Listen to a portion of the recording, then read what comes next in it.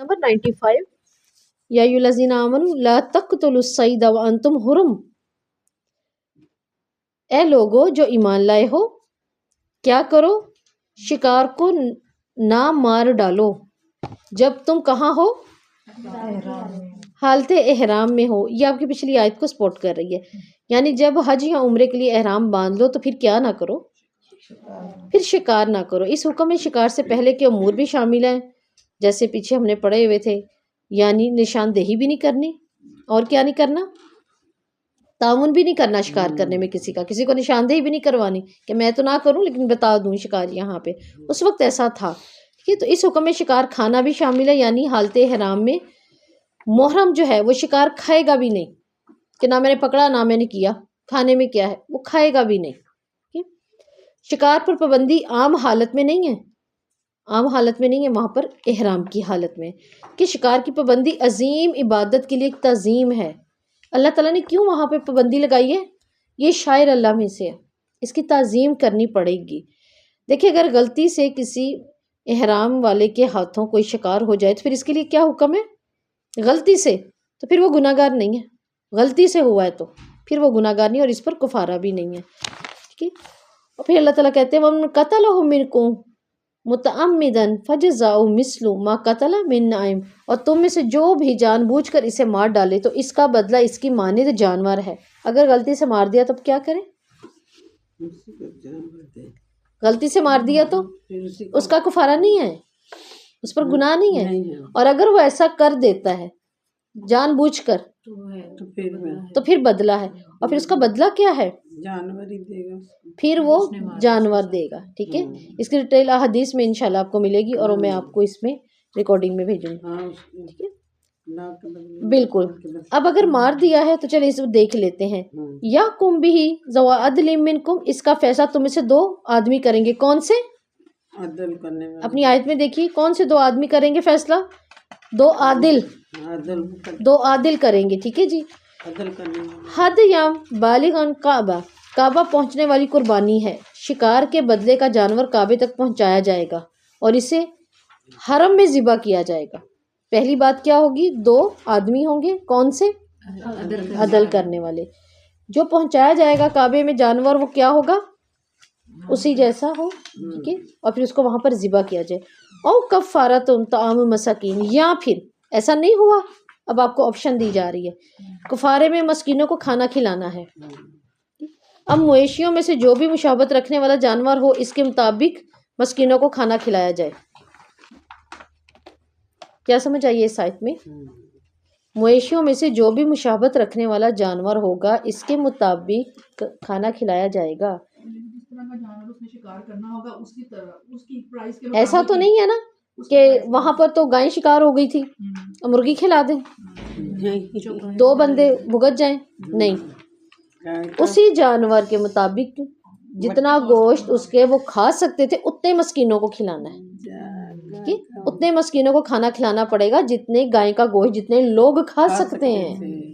آگے سمجھ اس چیز کی، دوسری گائے ذبح کرے گا اس کے مطابق، ٹھیک ہے، جانور بڑا کرے۔ کوئی جانور نہ ملنے کی صورت میں دو منصف مساکین کے کھانے کے بارے میں فیصلہ کر لیں، آپشن دے دیا آپ کو۔ یہ کھانا شکار کی قیمت کے برابر ہونا چاہیے۔ اب کیا شکار وہی بات ہے، بڑا کیا ہے تو چھوٹا سا کھلا دیں، پھر اس کے مطابق کھلائیں، اس کی قیمت کے برابر تو کھلائیں۔ یہاں کسی دوسری جنس میں سے، ٹھیک ہے، اس کا پورا کیا جائے۔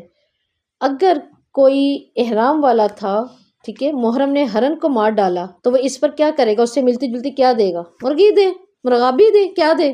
بکری دے، اس کے مطابق دینا جانور۔ اور پھر کتنے کھائیں گے؟ کیا بکری کو ایک کھائے گا مسکین؟ پھر اس کے مطابق جتنے کھائیں گے ان کو کھلایا جائے گا، ٹھیک ہے۔ اگر نہ پائے تو 6 مسکین کا کھانا، ٹھیک، اور اگر نہ پائے تو 3 روزے، یہ چیز بھی آتی ہے۔ اگر کسی نے اونٹ کو قتل کیا تو اس کے ذمے ایک گائے ہے، گائے ہی آئے گی نا، کوئی بڑا جانور ہی آئے گا۔ اگر نہ پائے تو 20 مسکینوں کو کھانا کھلا دے۔ اب دیکھیں نا 20 مسکینوں کو کھانا کھلانا کس کے برابر ہوگا؟ آیا نا گائے کے برابر، گائے کے برابر آ گیا۔ اگر یہ بھی نہ پائے تو 20 روزے رکھے، چلے یہ بھی اللہ نے آپشن یہ آسانی دے دی، 20 روزے رکھ لے۔ اگر جیسے پہلے تو ہوتا نا شتر مرغ یا گورخر، یہ بھی ہوتا تھا، وہ بھی مارا جاتا تھا، تو ایک اس کے اوپر ایک اونٹنی، ان پر ایک اونٹنی کے برابر دے، اور اگر نہیں دے سکتا تو پھر 30 کو کھانا کھلائے. تو بتائیں نا ایک اونٹنی کتنا کو 30 تو کفالت کر ہی جاتی ہے نا، پھر 30 کے برابر آ گیا. اگر یہ بھی نہ کر پائے تو پھر کیا کرے؟ روزے رکھے. 30 دن کے روزے رکھے. او عدل ذالک صیام، یا اس کے برابر روزے رکھے، یا ایک مسکین کو کھانا کھلانے کے بدلے میں ایک روزہ رکھے. اب ان میں بھی آسان ایک اور چیز وہ کیا ہے کہ اس کے برابر روزے رکھے. کہ اس کے برابر روزے کیا؟ جتنی خوراک اس کی قیمت میں اپنے گھر پہ رکھ لینی تھی نا، اور اتنے میں روزے رکھ سکتا تھا، پھر اس کے برابر روزے رکھے. ٹھیک ہے. لیذوق وبال امرہ، یہ اتنی سخت سزا ہے کیوں؟ تاکہ لوگ نصیحت پکڑیں.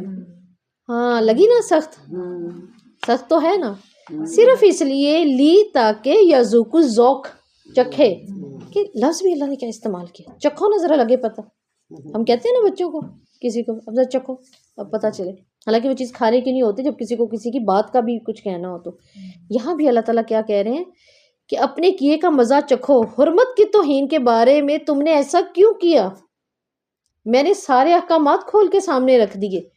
یہ سخت رویہ اللہ تعالیٰ نے اس لیے استعمال کیا ہے تاکہ اللہ کی حرمتوں کی توہین نہ ہو، ہم اللہ کی حرمتوں کو نہ اس طرح پامال کریں. مسلمان جب یہاں سے جاتا ہے نا حج عمرے کے لیے، تو آپ دیکھیں وہاں کیا ہوتا ہے، حرمتیں پامال بھی ہو رہی ہوتی ہیں، کھانے میں، اوڑھنے میں، چلنے میں، عبادت میں. شاعر اللہ کی کوئی تعظیم نہیں ہو رہی ہوتی. تو یہ سب کیا ہے؟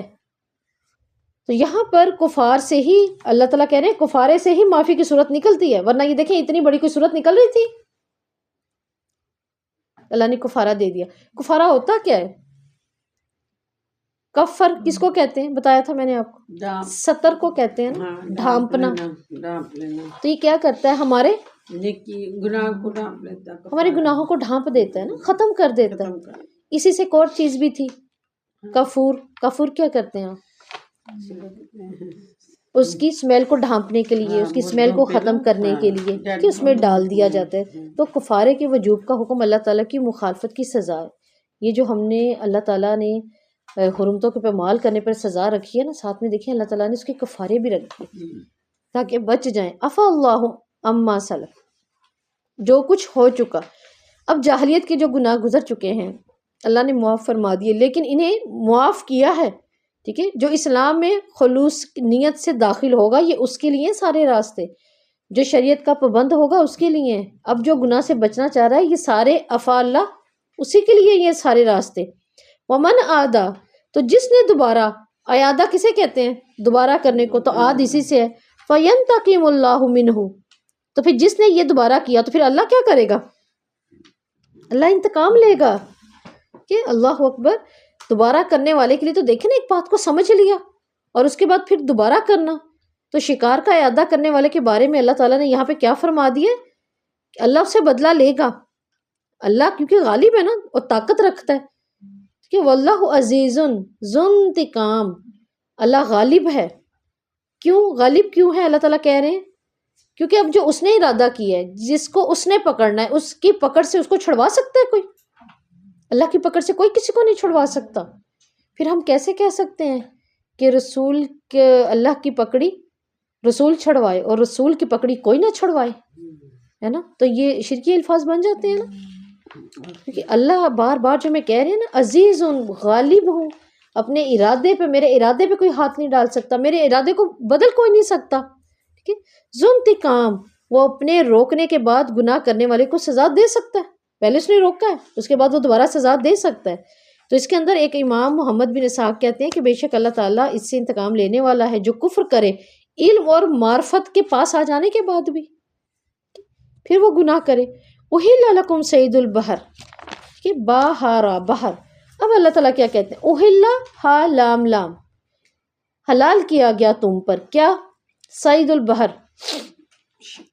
شکار. کون سا؟ دریا کا، سمندر کا.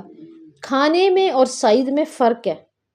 ٹھیک ہے جی، کھانے میں اور صید میں فرق ہے، جبکہ دونوں یہاں پر ایٹ کے لیے، کھانے کے لیے استعمال ہوئے ہیں. لیکن فرق کیا ہے؟ کھانا کیا ہوتا ہے؟ کھانا ہوتا ہے مردہ. ٹھیک ہے. کیسے مردہ؟ کسی مردہ کو پکڑنا، یہاں پہ بات جس کی ہو رہی ہے وہ ہو رہی ہے سمندر کے جانور کی، سمندر کی خوراک کی، صیدن بحر کی۔ صید کہتے ہیں سمندر کے اندر کا جانور، ٹھیک ہے، اس کے اندر کا، اندر کیا ہے اس کے؟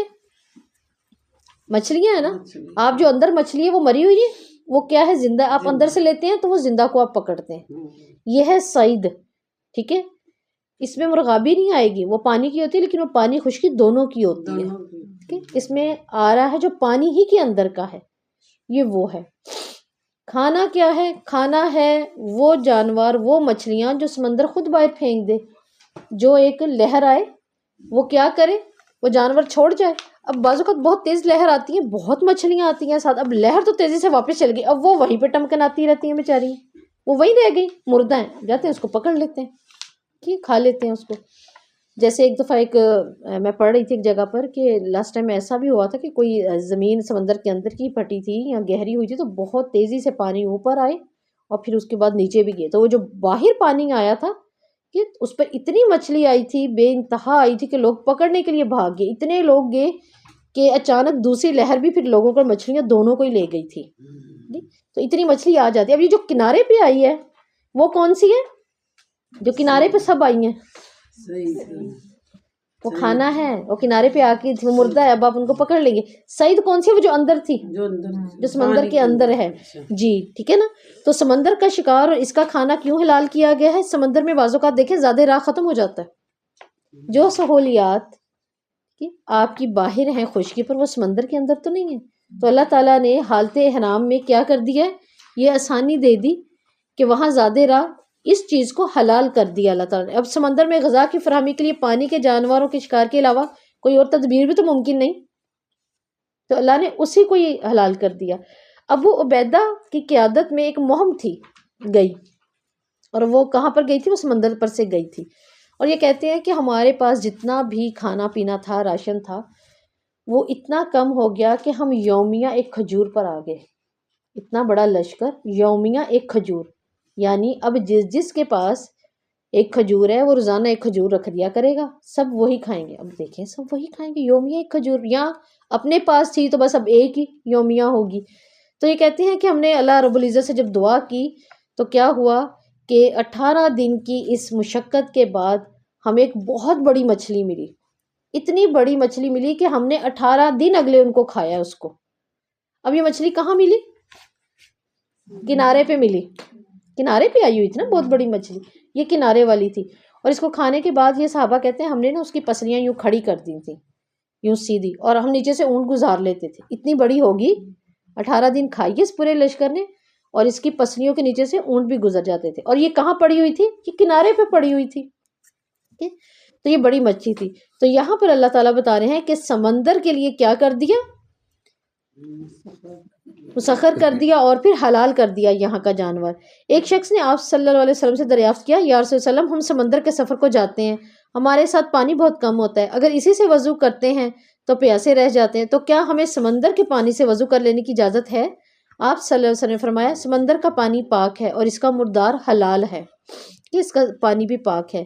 اور اسی طرح ابو داؤد میں آتا ہے کہ ابو ہریرہ کہتے ہیں کہ ہم اللہ کے رسول صلی اللہ علیہ وسلم کے ساتھ حج یا عمرے، ٹھیک ہے، ان دونوں میں سے وہ کہتے ہیں کسی ایک پر تھے آپ کے ساتھ نا، اتفاق سے ٹڈیوں کا دل آ پہنچا، کیا آ پہنچا؟ ٹڈیوں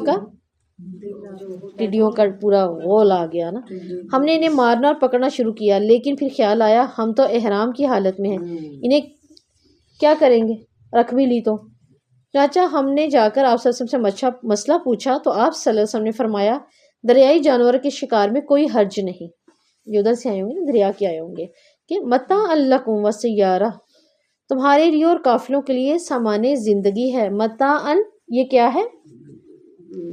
سامان، متاع کیا ہوتا ہے؟ سامان، تھوڑی دیر کا متاع، مالو متاع، متاع اصل میں پتہ کیا ہوتے ہیں؟ ایک امام کہتے ہیں، میں نام بھول گئی ان کا، وہ کہتے ہیں کہ جب میں قرآن میں اور حدیث میں یہ لفظ پڑھتا ہوتا تھا نا متاع، پھر میں نے اس متاع کے لیے نا کہ دنیا تو متاع و مال ہے، یہ متاع ہے، پھر میں اس متاع کو ڈھونڈنے نکلا، میں 2-3 دیہاتوں میں گیا کہ متاع کیا ہے، مجھے اصل بات تو پتہ چلے، کہتے پھر میں نے ایک جگہ ایک عورت کے منہ سے سنا، وہ متاع کہہ رہی تھی یوز کے کپڑے کو جو پیریڈز میں یوز ہوتا ہے اس کو پھینک دو، یوز کرو. کہتے پھر مجھے پتا اچھا یہ ہے متا، یہ ہے متا، ہے نا. وہ دنیا جس کے پیچھے ہم مرے مٹے جا رہے ہیں، ہمارے جھگڑے، ہماری آزمائشیں اور پتہ نہیں کیا کیا ہمارے دل سے نہیں نکل پا رہا ہے نا. تو دنیا ہے نا، وہ جاہو جلال، وہ زندگیاں، بس دنیا. تو وہ ہے کیا؟ کہتے ہیں میں نے ایک وقت لگا دیا اس متا کو ڈھونڈنے کے لیے. متا ہے کیا؟ مجھے پتا چلا اچھا یہ اس کو اللہ تعالیٰ کہہ رہے ہیں جس کے لیے میں نے زندگی لگا دی. بس یہ تھا وہ اللہ کی نظر میں. یہ ہے ہمارا اپنا یہ کپڑا ہمارے یوز میں ہے، اس کی کوئی اوقات ہے ہینگر میں لگا کے رکھنے کی اپنی الماری میں؟ اللہ کہتے ہیں یہ تمہارے لیے متاع ہی ہے صرف. ٹھیک ہے. اور اللہ تعالیٰ پھر ساتھ میں کیا کہہ رہے ہیں؟ سیارہ، قافلوں کے لیے. اب دیکھیں بستیوں والوں کے لیے اور مقیم دونوں کے لیے اللہ نے کتنی آسانی کر دی. ساری چیزیں اللہ نے حلال کر کے رکھ دی.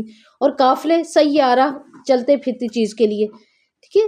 اور اسی کے جن سے مسافر جو ہیں ان کے لیے متان، زندگی، سامان، یعنی فائدہ ہے. اللہ تعالیٰ نے سمندری جانوروں کے مردار کو بھی حلال کر کے کیا کہہ دیا؟ یہ بھی تو متاع ہے.